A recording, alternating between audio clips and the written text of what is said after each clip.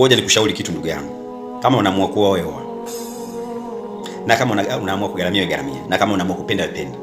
Wanawake hawaeleweki. Unampa pesa, anaenda kugonga mkata majani. Unampa pesa, anakugongea mlevi asijeelewa kabisa, atakuwa wenyewe wameshamchoka. Kisa tu kwamba unarudi kazini umechoka, umgusi. Basi gongwa na watu ambao kidogo wenye hadhi. Hata nikiona isiniume, yani gongwa na watu ambao kidogo wana muonekano smart boy, yani wako vizuri, nini anang'aa, anajiweza, anajituma. Yani hata kama mimi nikifeli, anataka kuoa. Unaenda kulala na mtu mlevi ambaye kwenye familia yake wameshamchoka. Yani mwenyewe mwanamke wake ashamtelekeza. Hata hela kujidumia, yeye kula mwenyewe anajisahau. Nguo yake kufua ina miezi 6.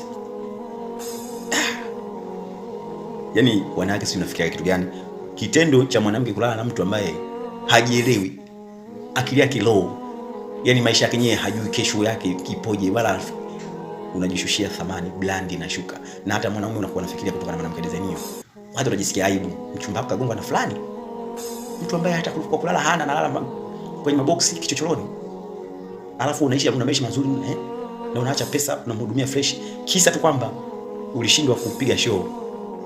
Kuna muda mwanaume unakuwa kazini unachoka akili, na yani unaweza kufika pale tu unalala chini tu unapitiwa na usingizi hapo hapo, kichwa kinakuwa mambo mengi sana.